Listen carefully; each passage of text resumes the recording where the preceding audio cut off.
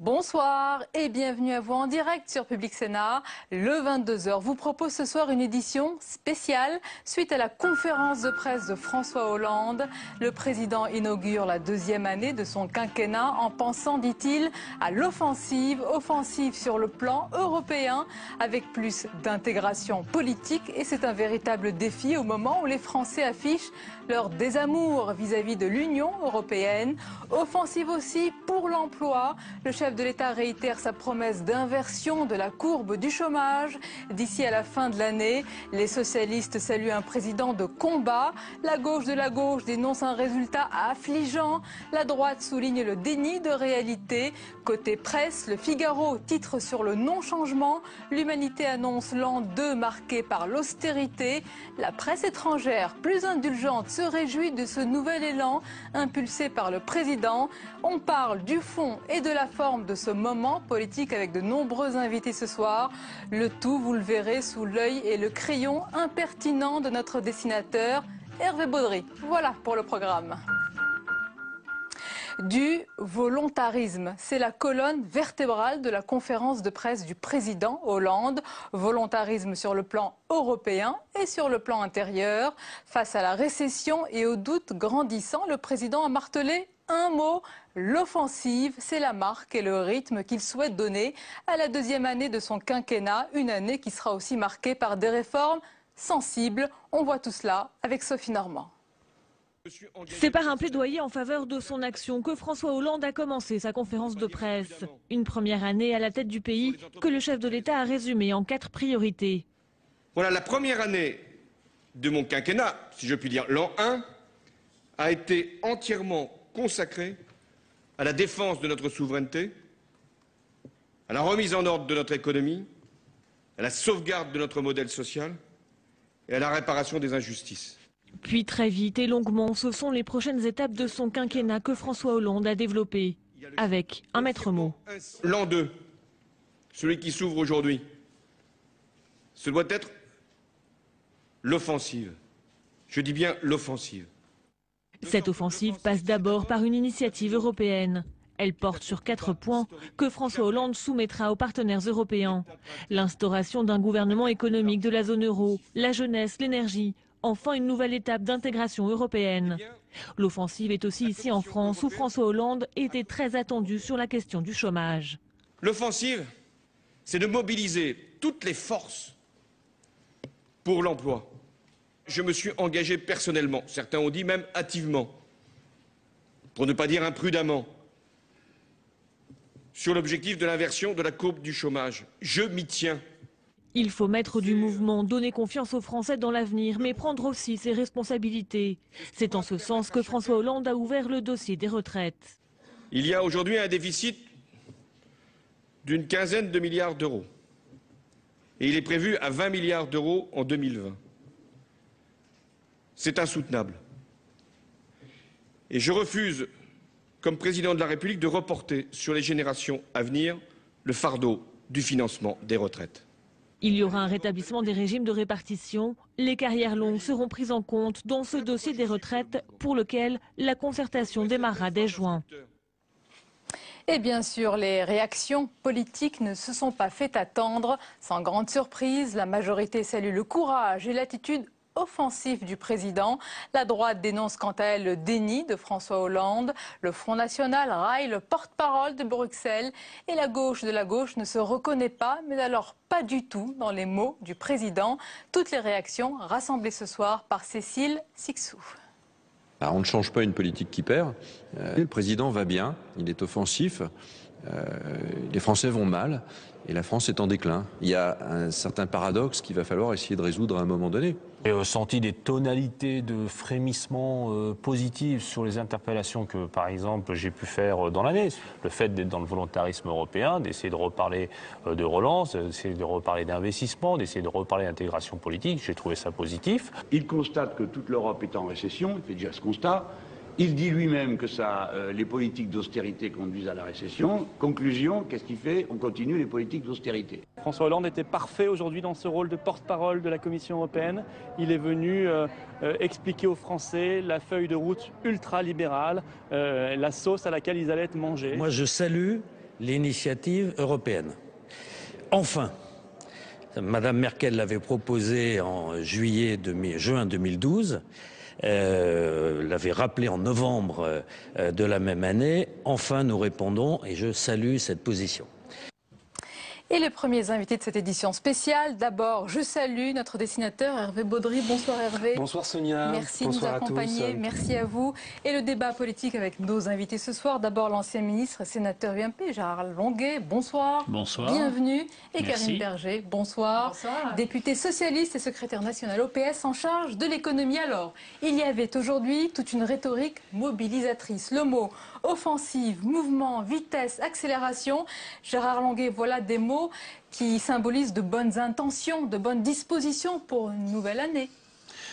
Qu'on ait besoin de les utiliser, de les rappeler, de les présenter avec force, montre qu'il y avait un déficit sans doute de volonté, d'offensive, de décision. J'ai d'ailleurs constaté que c'était une des questions posées par l'un des journalistes. Mais savez-vous décider? La vérité, c'est qu'il sait décider.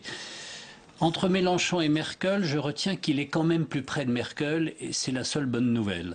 C'est une grande bonne nouvelle quand même. C'est quand même une bonne nouvelle pour la France. Ça va être un peu compliqué à gérer pour la majorité socialiste, d'extrême gauche, de Verts et du Parti socialiste. C'est leur problème, ce n'est pas le mien. Alors, on va en parler en détail. Karine Berger, le président de la République a-t-il réussi, selon vous, aujourd'hui, à dissiper le grand méchant doute que l'on voit dans les enquêtes d'opinion sur sa capacité justement à répondre à la crise que nous vivons? Il l'a très bien dit à une question qui lui était posée. Il a dit, voilà, moi je fais ce qu'il y a à faire pour redresser ce pays que j'ai trouvé en miettes et en faillite. Je le redresse. Je suis en train de lancer des réformes très importantes. Les Français attendent de moi des résultats. Et tant que ces résultats, notamment sur le chômage, ne seront pas là, évidemment, je sais, en tant que président de la République, que ma cote de popularité sera en attente. Mais d'une certaine façon, ce qu'il nous a dit aussi aujourd'hui, c'est qu'il avait le courage de mener des réformes qui auraient dû être menées en France depuis des années. Il les mène. Il fait face, du coup, c'est vrai, à une forme d'impopularité, mais il est persuadé, il l'a martelé et il l'a, je crois, démontré cet après-midi, il est persuadé que c'est ce que la France doit faire. Vous entendez Gérard Longuet en miettes et en faillite, c'est ainsi que vous avez laissé la France? Non, j'ai le cuir épais, ça ne m'impressionne pas beaucoup. Je dirais simplement que si François Hollande nous avait aidés lors des deux réformes de retraite Fillon, celle de 2005 et celle de 2010, peut-être aurions-nous pu aller plus loin. Mais nous savions en 2010 que la marche parcourue n'effaçait pas la totalité du chemin et qu'il y aurait sans doute à reprendre cet effort-là. Je reviens sur une observation, je pense que vous pouvez l'accepter. La France est une longue histoire et il y a des décisions dont les effets sont à long terme. Je reste pour ma part convaincu, par exemple, que le coût du travail, qui a été choqué par les lois de 97-98 sur les 35 heures, nous les payons aujourd'hui par cette perte de compétitivité. Je balaye devant ma porte en disant nous n'avons pas tout réglé, tant s'en faut, mais je constate que François Hollande a été élu sur un déni de réalité. Il découvre cette réalité, j'ai envie de dire tant mieux.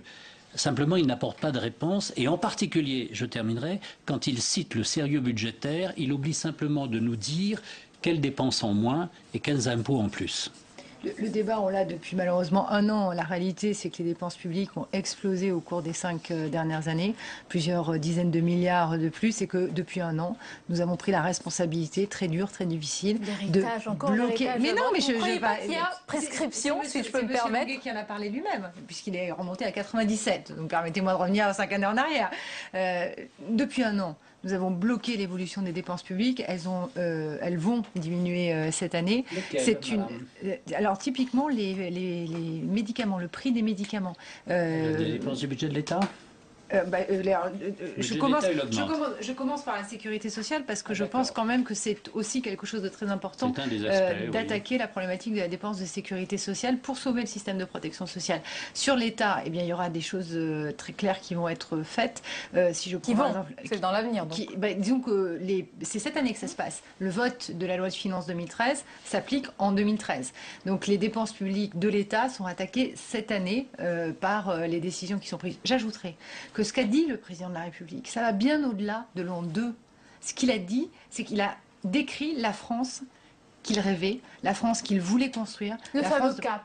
C'est plus que le cap. L'horizon. C'est plus que le cap. C'est l'histoire. C'est la vision. C'est la vision. Ah. C'est la vision. C'est cette capacité que notre pays a de construire ensemble la réussite et la solidarité. Et moi, c'est ça qui m'a frappé vraiment aujourd'hui.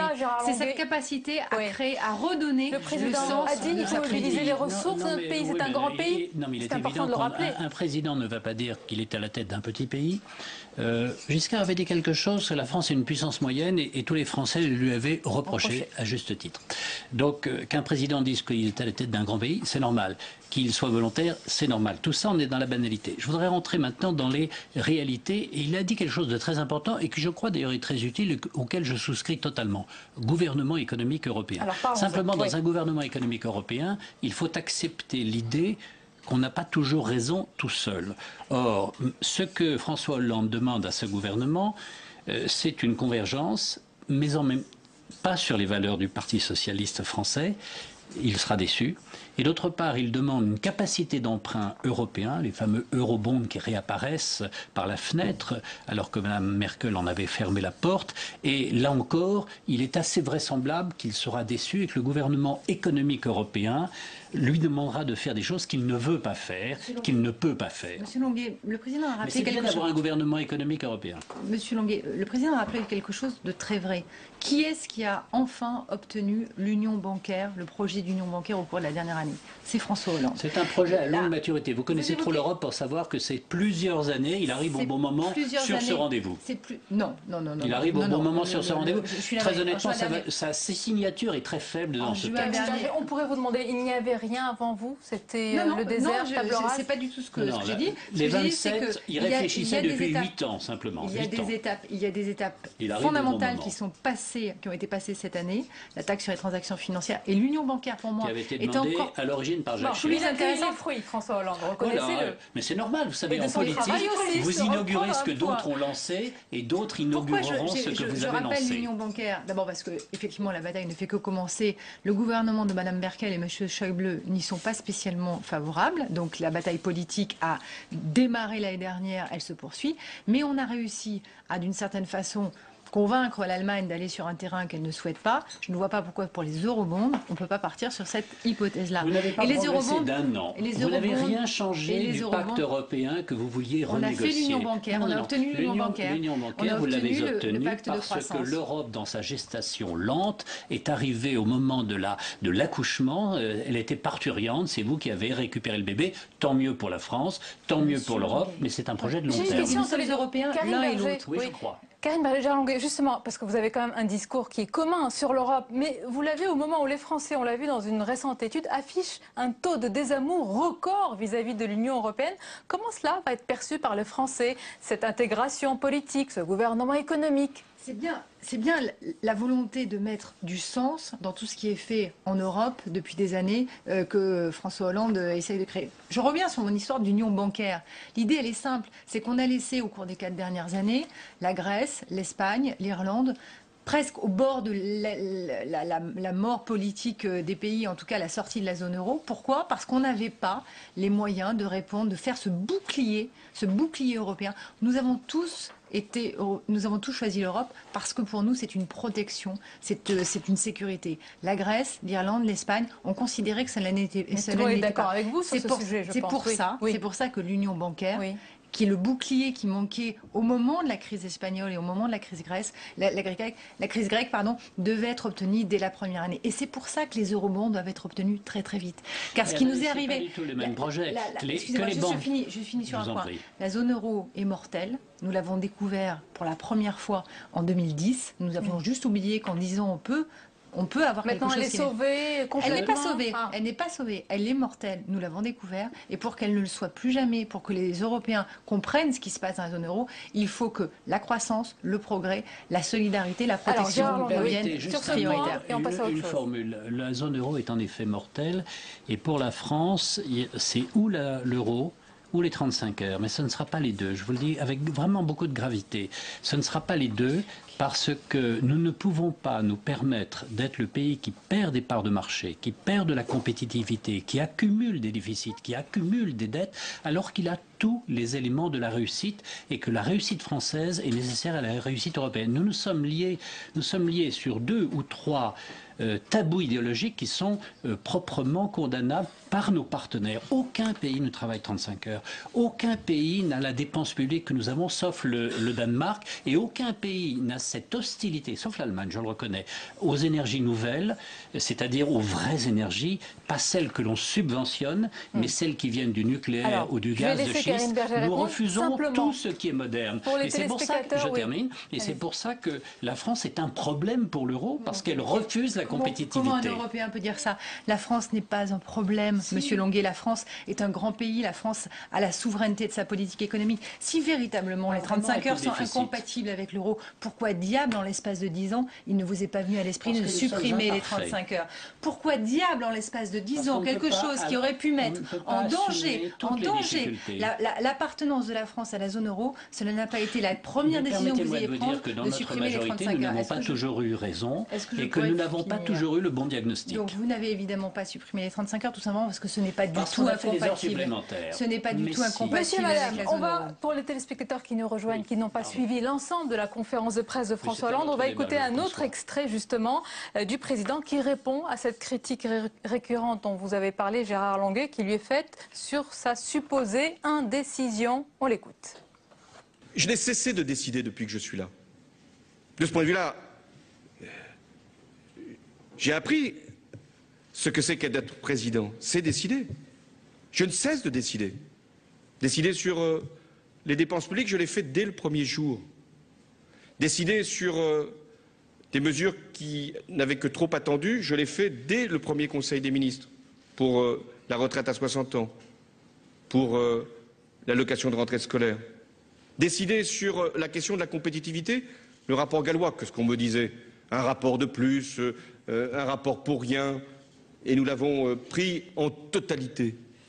Décider sur la réforme du marché du travail, alors que certains me demandaient précisément de ne pas aller jusqu'au bout. Nous avons adopté en tout point ce que les partenaires sociaux avaient eux-mêmes conclu. Gérard Longuet, vous avez reconnu tout à l'heure que le président décide. Vous avez reconnu que sur l'Europe, c'est un bon pas.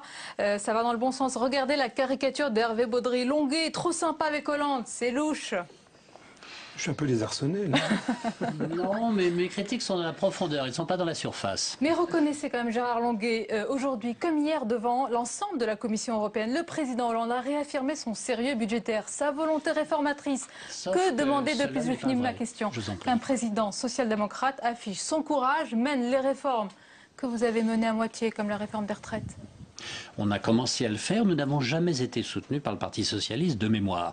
Lorsque Gerhard Schröder, social-démocrate, a réformé l'Allemagne, la CDU l'a aidé, et lorsque la CDU a prolongé le travail de Schröder, le SPD l'a aidé. Voilà un pays sérieux. Et vous allez l'aider à présent, François Hollande? Non, parce qu'il n'apporte pas les réponses aux thèmes qu'il évoque. Lorsqu'il dit sérieux budgétaire, sans flécher les économies du budget de l'État, c'est une plaisanterie à cet instant. Je dis bien à cet instant, on verra bien ce que sera 2014. C'est tellement une plaisanterie que nous avons d'ores et déjà, en l'espace d'un an et demi, fait économiser à ce pays approximativement 30 milliards d'euros. Donc c'est une plaisanterie, mais qui commence à devenir très des résultats très sérieux. Que vous avez fait. Mais permettez-moi, il n'y a pas l'ombre d'une autocritique dans le propos du président, même pas pour reconnaître que vous avez collectivement promis trop vite qu'on allait sortir du tunnel et voir cette lumière. Est-ce que ça, vous reconnaissez quand même que vous êtes fracassé sur le mur des réalités? Pas du tout. La crise de l'hiver... Elle n'est pas derrière nous. La crise de l'hiver est très grave. Ouais. C'est la deuxième vague de la récession. Mais le point le plus bas est derrière nous. Et la deuxième partie de l'année 2013 sera meilleure.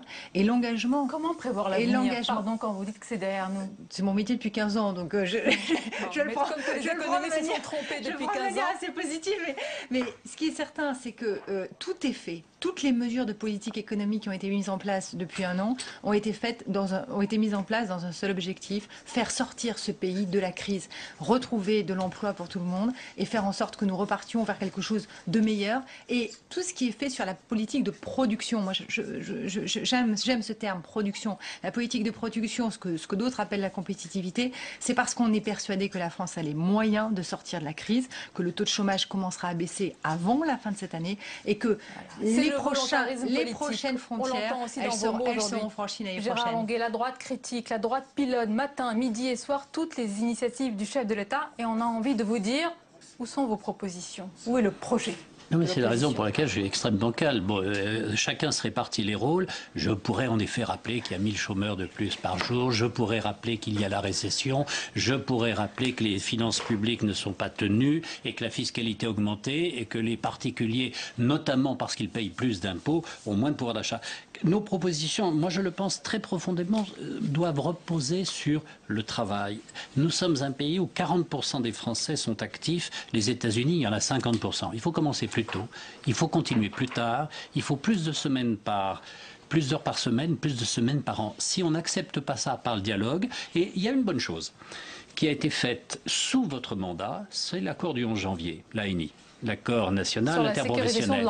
Mais je rappelle qu'il découle de la loi de 2008 de Gérard Larcher sur le dialogue social. Mais tant mieux. Quand le dialogue social fonctionne, il y a une continuité parce qu'il y a un patronat et parce qu'il y a des syndicats responsables. C'est d'ailleurs pas ceux-là qui ont été aidés, mais il y a des syndicats responsables. On retient que la droite Donc va passer la droite, c'est le travail, plus de travail, moins de dépenses publiques, c'est tout, ça suffit. Donc l'offensive, finalement, c'est le maître mot. La droite va passer à l'offensive avec des propositions et l'an 2 commence justement avec ce maître mot, l'offensive.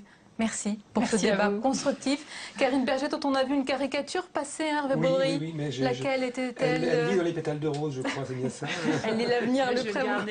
Merci Karine Berger, merci Gérard Longuet. La suite de notre édition spéciale est rassurer et motiver sa majorité. C'était aussi l'objectif de cette conférence de presse et le président est allé juste après cet exercice à la rencontre des parlementaires socialistes à la Maison de l'Amérique latine. Il a souligné le devoir d'offensive pour cette nouvelle étape de son quinquennat. Le tout sous les applaudissements de sa majorité. On voit tout cela avec Jérôme Rabier et Louis Sibylle. Regardez.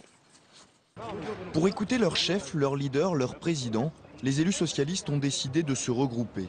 Et à l'image de François Hollande qui se montre à l'offensive, ils veulent apparaître combatifs. Nous faisons Pâques. Nous sommes là, dans cette bataille, nous sommes la première ligne. Nous sommes les soldats de l'an 2 de l'action du quinquennat. La majorité a soutenu le président et les socialistes en première ligne pour soutenir la nouvelle phase, la phase d'offensive, celle de l'an 2 de l'action du président de la République. 2h30 d'écoute ponctuée d'applaudissements et cerise sur le gâteau, François Hollande a décidé de venir les rejoindre à la fin de son intervention. Vous savez, pour mener une politique, il faut des combattants et qu'ils puissent venir partager un moment avec ces combattantes et ces combattants qui constituent la majorité présidentielle. Il y a une cohérence. Rentré par une porte dérobée, il s'est entretenu à l'abri des regards avec sa majorité, qui est ressortie plus déterminée que jamais. Ça fait chaud au cœur, ça faisait très longtemps qu'il ne l'avait pas vu comme cela, donc il le voyait à la télévision, mais c'était présence physique, c'est autre chose, et ils ont entendu le message, rester unis, parce que si on n'est pas unis, on ne gagne jamais. Après un an à l'Elysée, François Hollande a voulu donner un nouveau souffle aux élus de sa majorité, qui sont en première ligne pour porter ses projets.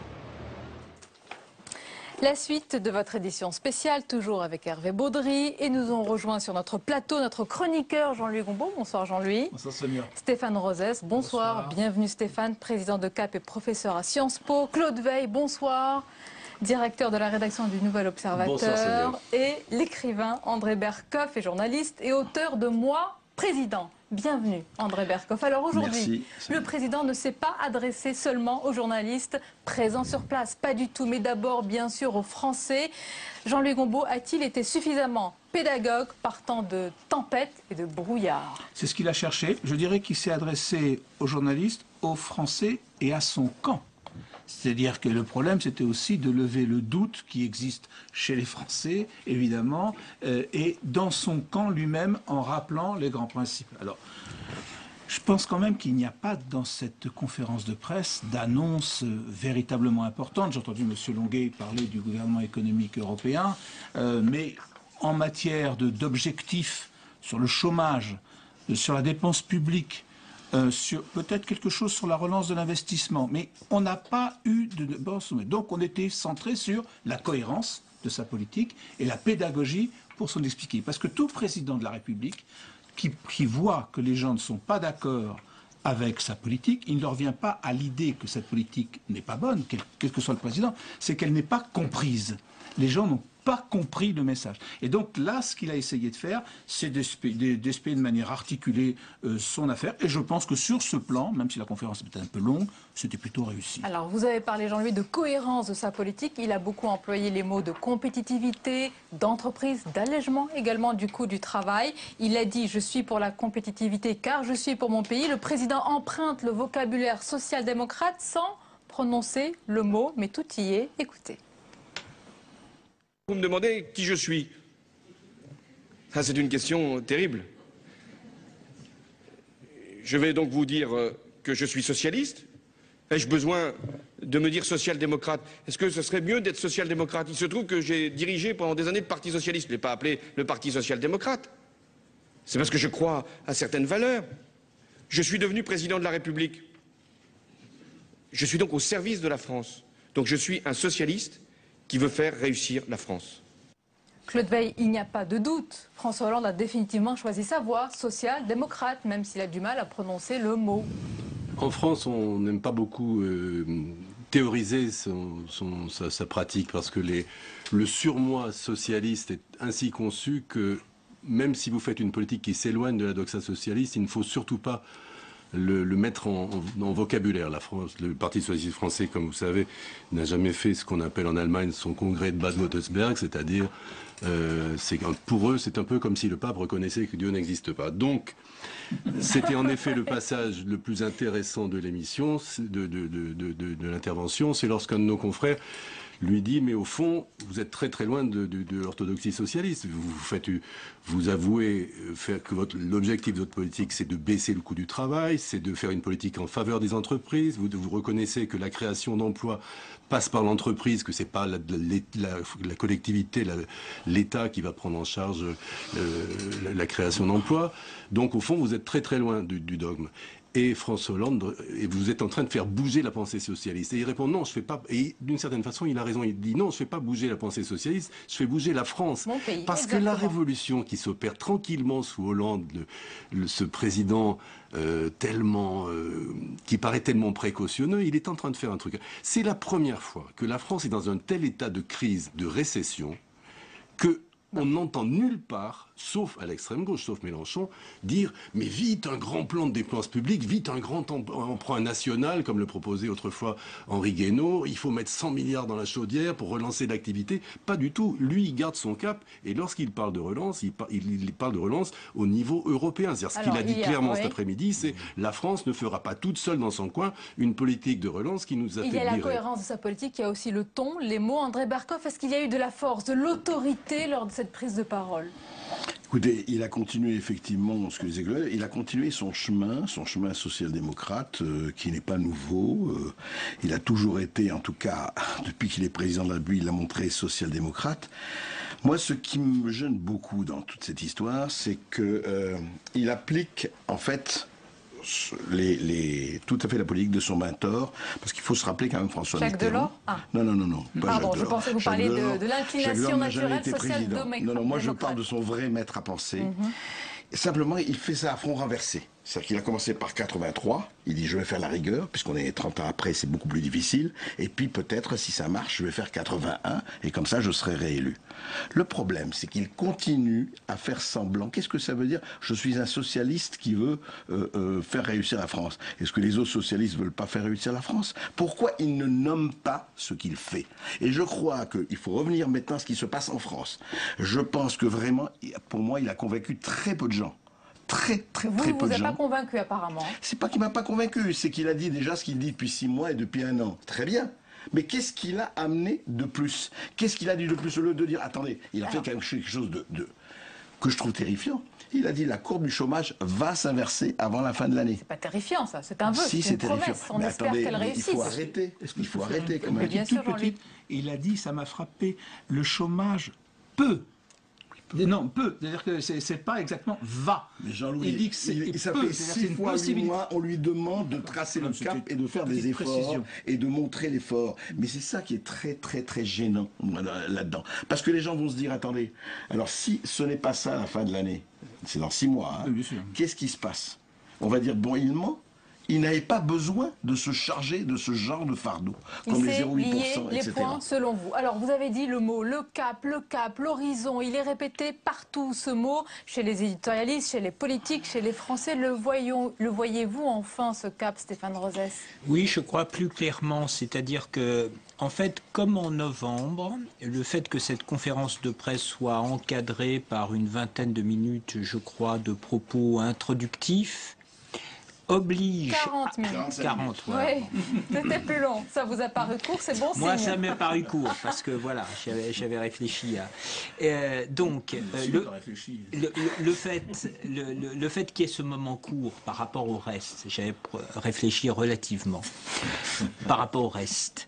Le fait qu'il y ait ce moment court oblige le président de la République, par la force des choses, avant le feu de la mitraille des questions, à construire une cohérence entre l'action de réorientation européenne, il nous dit les lignes bougent, et l'action de redressement du pays. Première chose. Deuxième chose, je crois que plus ça va, plus François Hollande nomme sa pratique. Alors, il est vrai, vous avez très bien dit, il ne dit pas « je suis social-démocrate », mais « je suis socialiste pour faire avancer la France ». En fait, c'est l'aveu du fait que dès sa campagne et ensuite, le socialisme de l'offre prévaut sur le socialisme du redressement, et ensuite qu'il essaye, il le dit, de faire converger à la fois la compétitivité et le fait de pouvoir garantir l'essentiel de notre système social. Donc je pense que c'est un pragmatique, effectivement.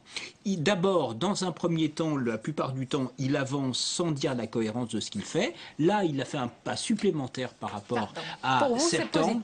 Oui, je pense qu'il a fait effectivement un pas supplémentaire parce qu'il a été obligé de définir, je dirais, un peu dans une cohérence qui le dépasse, ce qu'il fait et que l'exercice était réussi. Au-delà de ce cap, est-ce qu'il a donné envie aujourd'hui, François Hollande aux Français, d'y croire malgré tout, envie aux entreprises d'investir, envie à ceux qui voulaient se faire la malle, de rester dans ce beau pays, la France? Alors, pour les entreprises, il y a quand même, il faut le noter, de la part d'un président socialiste, une inflexion qui est quand même considérable. Prendre un exemple, c'est pas ce qui fera les gros titres des journaux, mais dans les milieux patronaux, c'est extrêmement important.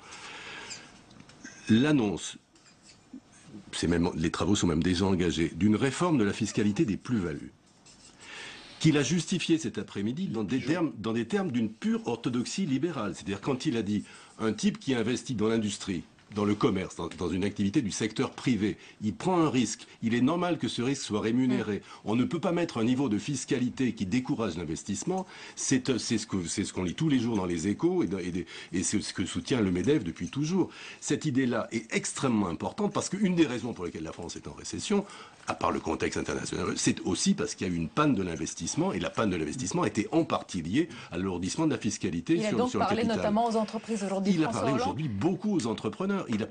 Il a tenu un discours très ouvert aux entrepreneurs. Et Jean-Louis Combeau, juste un instant, est-ce qu'il a aussi murmuré à l'oreille, c'est important, des marchés, des agences de notation aujourd'hui? Quel signal leur a-t-il envoyé?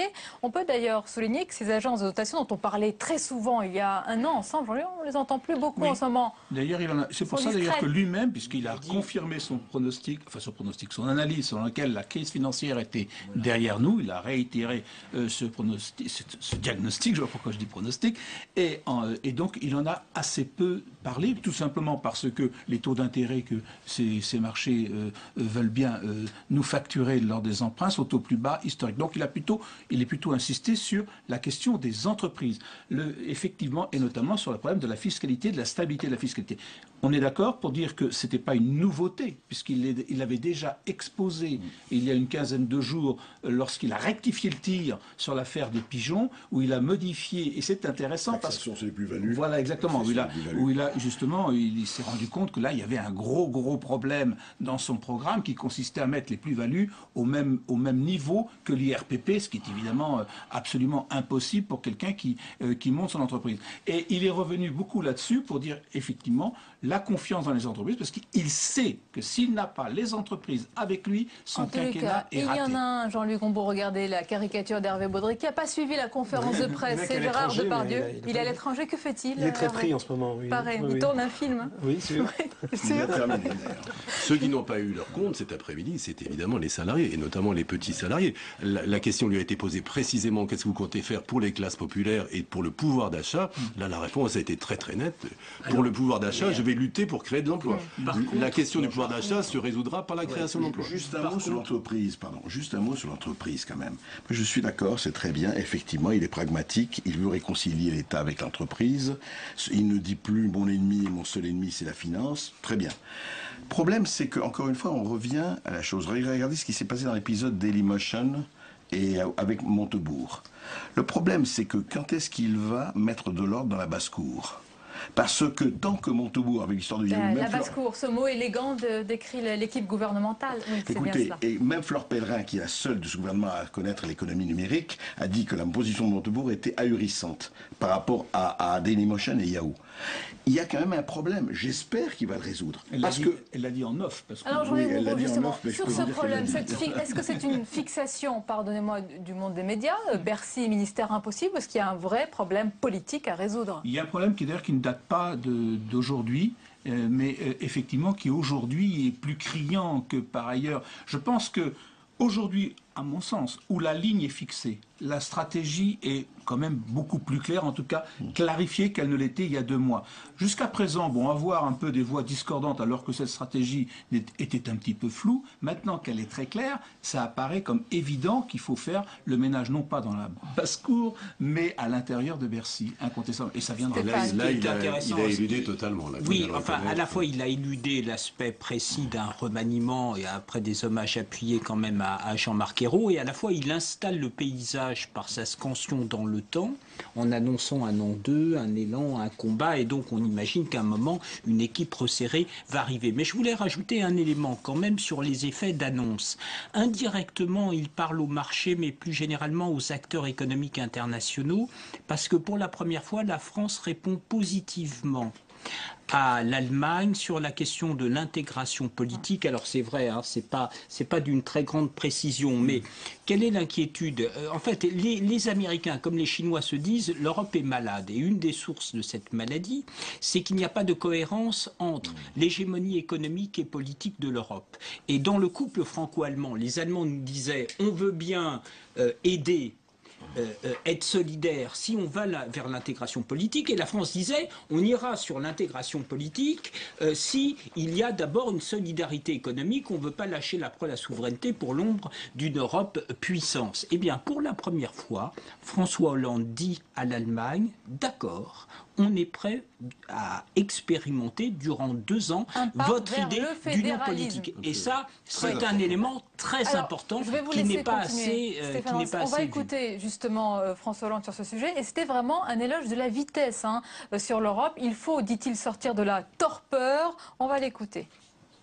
Ma responsabilité, parce que je suis à la tête d'un État fondateur de l'Europe, d'un État qui a fait ce choix, d'une nation qui est profondément européenne, même si aujourd'hui elle se détourne de l'orientation actuelle.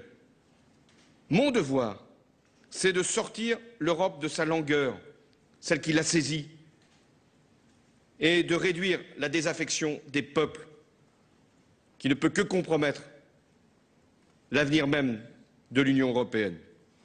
Jean-Luc Gombault, François Hollande est là à l'unisson de ses partenaires en Europe. Il appelle à plus d'intégration politique. On va rappeler et préciser que le nouveau président du Conseil italien, Enrico Letta, a appelé à construire il y a peu les États-Unis d'Europe. Angela Merkel parle depuis très longtemps de fédéralisme, donc c'est la marche en avant. Même avant Merkel, rappelez-vous le rapport Lamers sur le fédéralisme européen et les Français qui ont...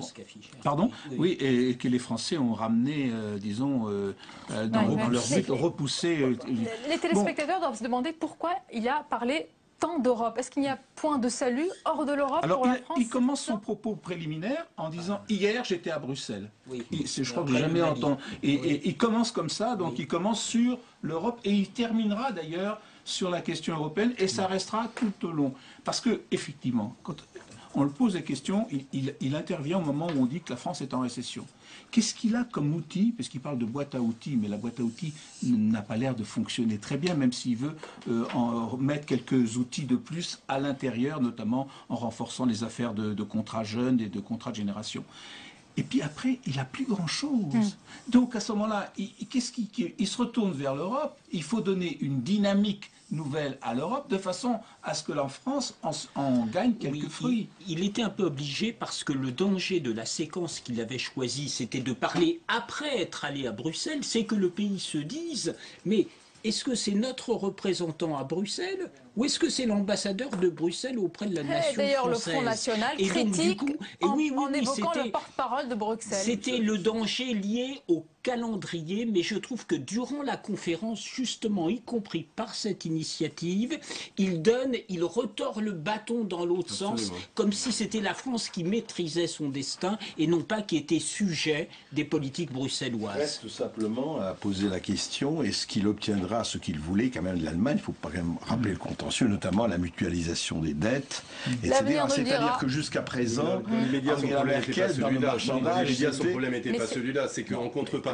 de ces 2 ans de grâce que nous avons obtenus, Bruxelles et l'Allemagne exige de la France des engagements précis sur les réformes dites structurelles. Et il ne peut pas en effet avoir l'air de gouverner sous la pression d'être simplement le commis voyageur de Bruxelles. Donc il retourne l'initiative à son compte en disant « j'ai obtenu une première victoire avec ce délai de 2 ans et maintenant je serai moi le moteur de la relance européenne ». Ce qui est une façon assez habile aussi de refuser la politique de relance nationale auquel appelle une partie de sa majorité. Restez avec nous. La conférence de presse est aussi et surtout d'ailleurs un exercice de style. C'est un exercice d'ailleurs que le président apprécie. Il était plutôt à l'aise aujourd'hui. Il n'a pas hésité à moquer son impopularité record. On voit tout cela avec Mounir Soussi. Le tempérament blagueur de François Hollande a refait surface. Questionné sur son impopularité record, le président de la République prend le parti d'en rire. Écoutez, franchement, je suis là depuis 1 an, dans les circonstances que vous connaissez, avec une popularité qui est au zénith. D'abord, on ne cherche pas à être impopulaire. Donc ce n'était pas un objectif que je m'étais fixé. Malmené dans l'opinion, François Hollande est plus à l'aise devant la presse dans un exercice qu'il apprécie. Face aux questions qui dérangent, au lieu de renvoyer dans les cordes, il préfère rebondir. D'abord, permettez-moi de vous féliciter pour cette question. Et elle me donne l'occasion, d'abord, de renouveler toute ma confiance au Premier ministre. Pour montrer qu'il est bien entré dans ses habits de président, il reprend une formule devenue célèbre pendant le débat du second tour face à Nicolas Sarkozy. Ce qui va compter pour moi, président de la République. Et il ne résiste pas à s'offrir une nouvelle anaphore, toujours pour asseoir son autorité. J'ai appris ce que c'est qu'être président, c'est décider. Je ne cesse de décider. Décider sur les dépenses publiques, je l'ai fait dès le premier jour. Décider sur des mesures qui n'avaient que trop attendu, je l'ai fait dès le premier Conseil des ministres. Dans cet exercice de la conférence de presse qu'il maîtrise, c'est un François Hollande détendu, mais cherchant à affirmer sa fermeté qui a fait face aux 550 journalistes présents. Et la suite de notre édition spéciale, en direct bien sûr sur Public Sénat, toujours avec notre dessinateur Hervé Baudry, très en forme ce soir. Claude Veil est resté avec nous, André Berkoff, et nous ont rejoint sur ce plateau le conseiller en communication Thierry Saucé. Bonsoir et bienvenue. Vous êtes l'auteur de ce livre, Les 2 corps du président, nous allons en parler, et l'historien François Durper. Bonsoir et bienvenue. Merci. Alors messieurs, avant de parler de la forme et du style, est-ce qu'il y a eu, selon vous, des moments d'histoire avec un grand H aujourd'hui lors de cette conférence de presse? On peut remarquer que le président Hollande convoque moins l'histoire que ses prédécesseurs. C'est dommage cela, François Durper. Oui, pour un historien, oui, c'est dommage. Il parle Même beaucoup. pour les Français, on est un peuple attaché à l'histoire. C'est toujours la même question. On est en crise socio-économique, donc on parle beaucoup de la société et beaucoup plus de la société que de la nation. Et ça, c'est un choix. C'est pas forcément le choix que tous les présidents en période de crise font. D'ailleurs, quand il parle de la France, il a parlé à un moment de la France. Il a dit la France, c'est une nation particulière, singulière. Il dit la France c'est un grand projet, la France c'est le moteur, ça montre la voie. Mais il dit la France. C'est pas inclusif, c'est une vision externaliste du pays. Il décrit la France, alors il est aussi très descriptif, il y a beaucoup de il y a, et c'est pas une vision très finalement chaude du pays, c'est une vision plutôt froide. Si on compare évidemment à l'Amérique, qu'est-ce que fait? Alors évidemment c'est les premiers mots de préambule de la Constitution. We the people. Le président américain, il dit nous, il dit vous.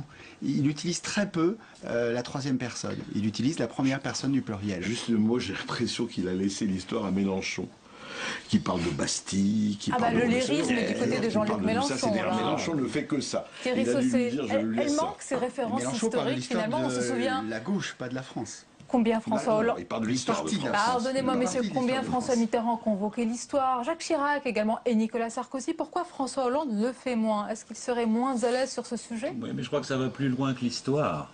Je pense que c'est à la fois pas de référence à l'histoire, et c'est pas où on en est aujourd'hui et où on va. C'est-à-dire dans une des grandes attentes qu'il y avait aujourd'hui dans un climat que je n'ai pas besoin de vous décrire, qui est catastrophique, la crise de confiance, les nouvelles économiques, etc. L'une des attentes des Français, il y en a une autre sur leur vie quotidienne, c'était qu'on leur dise c'est quoi ce pays, où va la France, où va l'Europe, dans quel monde on va vivre. Et à un moment c'est extraordinaire. Il parle effectivement de la France dans 10 ans ou dans 20 ans. Mais il ne dit pas. Mais attendez, mais il ne dit pas. Qu'est-ce que sera cette France et qu'est-ce qu'il faut pour qu'elle y arrive? Et donc, ce soir, il n'y a pas plus de cap, il n'y a pas plus de vision, il n'y a pas plus de perspective. Et les Français sont toujours, au fond, avec ce catalogue de mesures annoncées, comme ils l'avaient fait d'ailleurs à la télévision, toujours en attente de briser cette espèce d'incertitude sur savent-ils eux-mêmes où ils emmènent c'est votre livre intitulé, je l'ai rappelé, Les deux corps du président, fait référence à la théorie du célèbre historien, c'était... Kantorovitch, voilà, selon lequel il y a deux corps. Le corps humain, on va dire l'enveloppe corporelle, et le corps de la souveraineté, c'est l'incarnation du royaume, de la capacité à habiter la fonction présidentielle. Quel corps vous avez vu aujourd'hui ? J'ai vu le corps d'un toujours candidat. C'est-à-dire le problème de François Hollande, c'est qu'il n'arrive pas à habiter le second corps du roi. C'est-à-dire qu'il est toujours dans ce qui lui a réussi. D'ailleurs, c'est un très remarquable homme politique, c'est un très remarquable tacticien. Mais il y avait de la gravité, de la solennité. Mais ça, attendez, tout le monde savait, moi je l'avais dit tout à l'heure sur France Info, avant qu'il intervienne, il sait très bien faire ça. La question, c'est qu'il n'a pas répondu aux deux grandes attentes des Français. Est-ce qu'ils savent eux-mêmes où ils nous emmènent? Attendez, puis la deuxième, c'était on leur parle de mesures tout le temps qu'on a prises depuis 1 an, le contrat de génération, les contrats d'avenir, mais il ne dit pas un mot, une seule preuve des résultats qu'il obtient, du fait de savoir si ça marche ou pas, et d'ailleurs d'une certaine manière il reconnaît que ça marche pas, puisqu'il annonce qu'il les étend. Et donc aux deux bouts de la chaîne, le cap, la vision, la perspective, où est-ce que vous nous emmenez? Et l'autre bout, toutes les mesures que vous avez prises à votre boîte à outils, monsieur Bricolage, là, comme je raconte dans mon livre, dites-nous au moins un peu, parce que vous avez l'air de les rappeler tout le temps, si ça sert à quelque chose. Or, ça marche pas. Claude Veil. Alors, d'abord, j'aimerais bien que Thierry Saucet nous dise, à part De Gaulle et peut-être Mitterrand, quel président de la Ve République a habité le corps sacré du roi? Je serais curieux de le savoir. Je vous le dis tout de suite sur Sarkozy, d'ailleurs je le dis dans mon livre, c'est vrai qu'il était cash dans la vie quotidienne, mais tout le monde probablement, y compris vous, a fini par reconnaître que face à la crise, et en particulier la première crise de l'euro, il a été royal quelque part. C'est-à-dire la capacité... Non, mais non, et la capacité à incarner, la souveraineté, l'autorité et la légitimité, il a fait ses preuves. Mais c'est pas tout à fait la même notion. Deuxièmement, il faudra admettre une fois pour toutes, je crois, que François Hollande est François Hollande. C'est-à-dire, c'est un cartésien, c'est un rationnel, ça n'est pas un lyrique, ce n'est pas quelqu'un qui convoque l'histoire, il convoque les symboles. La seule fois où il l'a fait, c'est quand il a voulu réenchanter le rêve français, et ça sonnait un peu faux, parce que ça n'est pas son vocabulaire, ça n'est pas sa nature. C'est vrai qu'il a tenu cet après-midi, il y avait 2 thèmes, 2 messages à faire passer. Le premier, c'est cette politique qui désespère Billancourt et exaspère Boulogne, elle est cohérente, Je comprends qu'elle soit impopulaire parce que c'est une politique de moyenne montagne qui ne va ni dans les excès du libéralisme ni dans la nostalgie de l'étatisme, mais il n'y a pas d'autre politique possible et c'est un discours de macroéconomie. Alors ça s'adresse peut-être plus aux étudiants de Sciences Po pour grand public, mais il y avait une cohérence là-dedans. Et le deuxième message, c'est il y a un pilote dans l'avion. On dit que je suis un mou en louvoyeur, eh bien non, je décide, je tranche et regardez, j'ai pris telle décision, d'où l'anaphore, j'ai décidé. Et je crois que ces deux messages, il les a fait passer. Est-ce que c'est de nature à chambouler l'opinion publique? Ça, j'en suis pas convaincu, en effet. Juste un mot, Claude, ce que vous dites, c'est pas l'anaphore qui crée le pouvoir. C'est pas parce qu'il dit j'ai décidé comme une incantation qu'il décide. Le problème, c'est qu'il il a donné des preuves quand même. Excusez-moi, écoutez, l'intervention du Mali, je ne vais pas vous les citer, mais vous avez... Tout à l'heure, même Gérard Longuet, UMP, a rappelé le bienfait de la loi sur la sécurisation de l'emploi. On peut vous les citer également. Mais c'est vrai qu'il n'a pas... Un mot si vous me permettez. La seule décision qu'il a inscrite dans l'histoire, c'est intéressant, c'est le mariage pour tous. Qu'il a présenté comme une avancée historique, je ne sais pas s'il employait le mot, mais en tout cas c'était l'idée. Et il a conclu ce passage en disant, mais de toute façon, peut-être que demain une autre majorité pourrait le défaire. C'est-à-dire, on voit bien en effet que c'est un homme politique du temps de ce qu'un historien appelait le présentéisme. De la parole présidentielle, de son rythme, les mêmes qui reprochaient à François Hollande de ne pas assez parler au début de son mandat, les mêmes lui reprochent exactement le contraire aujourd'hui. Il parle trop, disent-ils. François Durper hier, il a parlé à Bruxelles, aujourd'hui il parle à l'Élysée. Oui, et puis il a parlé de 2h30. Alors pour un américaniste comme moi, c'est tout à fait étonnant parce que les conférences de presse aux États-Unis, ça dure. C'est beaucoup moins long. C'est cash, c'est direct. Ah, c'est beaucoup plus direct. D'ailleurs, à un moment donné, j'ai noté, il a dit pour aller directement à la réponse de votre question sans circonvolution. Donc si c'est pas une circonvolution, le président américain, il appelle les journalistes. Je dis pas que c'est bien ou que c'est mal. Il appelle les journalistes par leur prénom. Mais les journalistes, dans le sens inverse, ils y vont aussi. Donc, pour le coup, ça mitraille des deux côtés. Ceux-là n'ont pas démérité non plus. Il y avait des questions assez directes. Voilà. Mais en même temps, là, on a quand même un exercice qu'on va... Enfin, regardez, dès le début, vous voyez, le président américain, il arrive sur le côté et il n'y a pas d'estrade. Alors, il a une estrade, mais il n'est pas surélevé. Lui arrive, alors maintenant il y a ce grand couloir, tapis rouge, là on est dans l'Empire romain, et puis il grimpe sur et là tout est dit de notre pays, enfin de cette république qui n'est pas la République américaine, qui est une république quand même avec un arrière-fond d'ancien régime. Je reviens à la parole présidentielle, Thierry Saucier. Il est difficile quand même de résister au temps médiatique, au tempo frénétique, la fameuse stratégie de la parole présidentielle rare, théorisée à l'époque par Jacques Pilan, ancien conseiller de Mitterrand et Chirac. C'est d'un autre temps, ce n'est plus possible aujourd'hui. Non mais évidemment, d'ailleurs, regardez... Il a raison de parler autant, reconnaissez-lui l'homme normal, cette réactivité. moi, je traite de la normalitude, évidemment, c'est la première partie de mon livre. On soigne même les maladies de l'homme normal. Vous savez, celui qui veut rester dans la norme, ne pas prendre de risques, bloquer l'exploration de lui-même, il est en train d'essayer d'en sortir, parce qu'il se rend compte que c'est un espèce de piège. Mais par rapport à ce que disait Claude Veil tout à l'heure, qui est vraiment de très bonne humeur, sur le louvoiement... Il l'est toujours. Attendez, sur le louvoiement, oui. Sur la godille, sur cet homme qui ne sait pas faire des chousses, sur ce que j'appelle dans mon livre la rhétorique du flou. Attendez, il nous a encore donné une démonstration en permanence.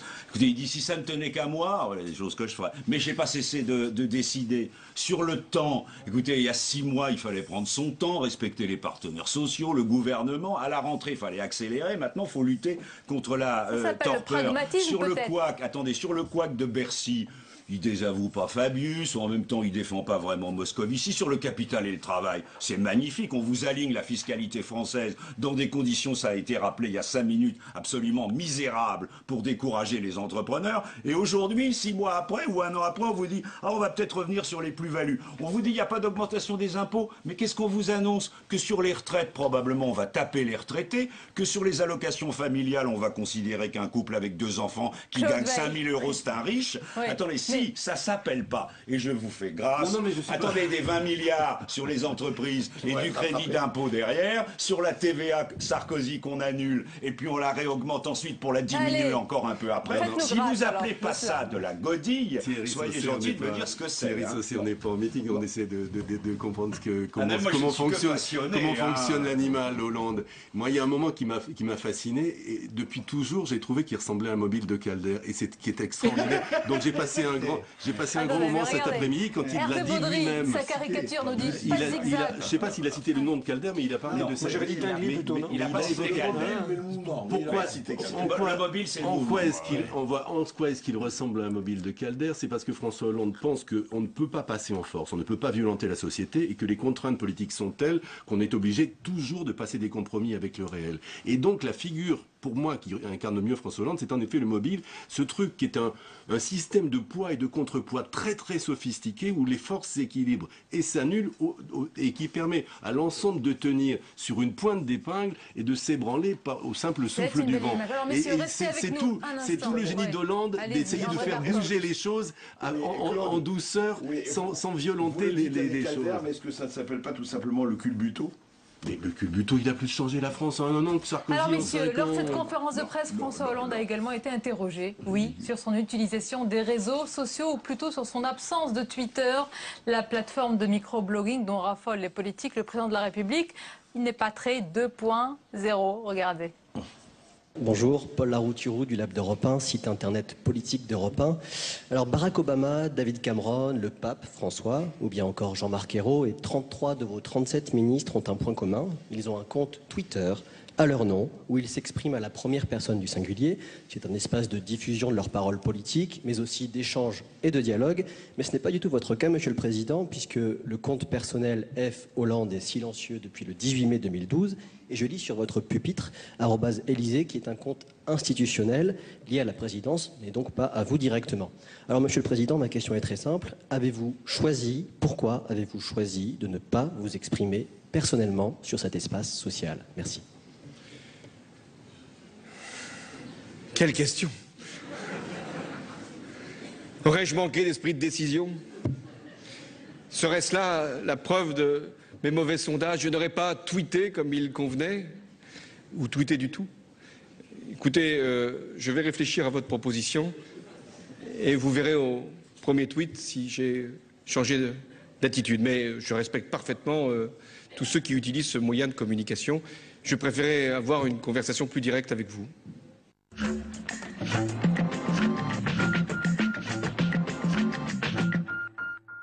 Et voilà, c'est la chronique. Il s'est pas mis les geeks dans la poche. Hein.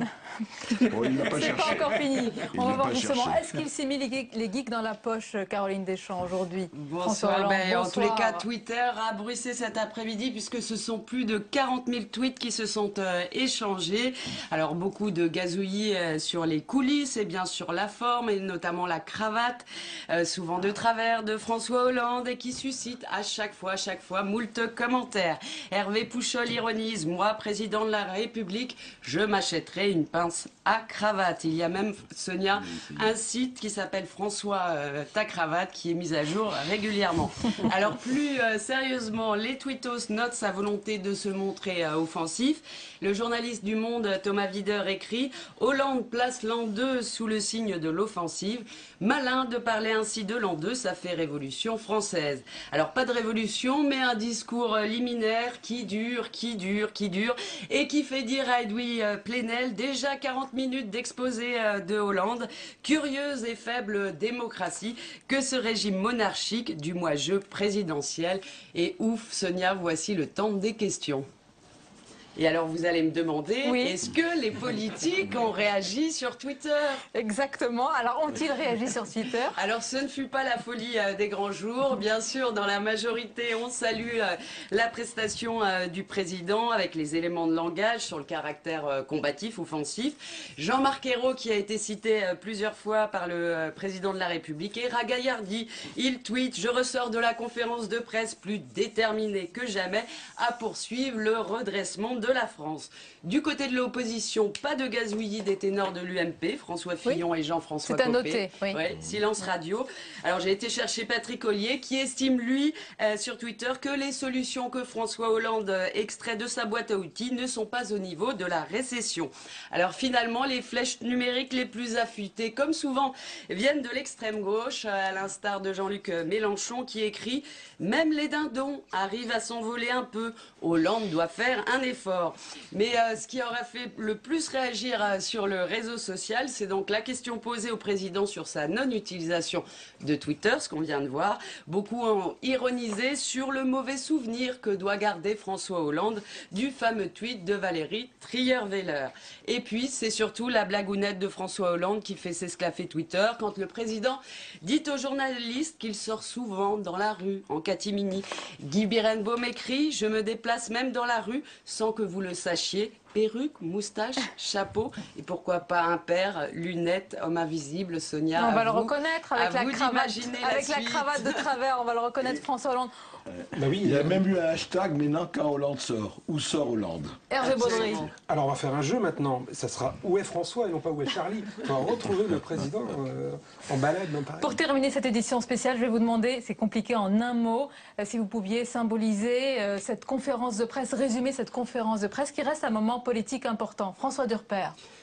Moi je dirais que parler de la société, parler de l'économie, c'est bien, mais en période précisément de crise socio-économique, il faut aussi parler de la nation, de l'ensemble du pays, et avec une vision chaude du pays. André Berkoff. Moi, comme je l'ai écrit, j'ai dit la France souffre de deux dénis, un déni économique et un déni identitaire ou culturel.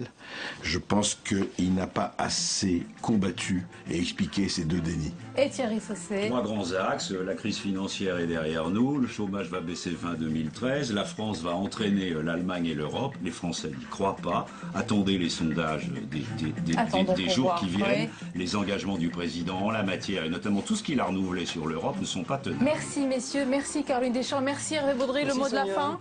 Eh bien, bonsoir à tous et à bientôt. Voilà. Et on se revoit bientôt, avec plaisir, bien sûr, avant toujours. 3 quand même. Oui. Belle soirée sur Public 7, bien sûr.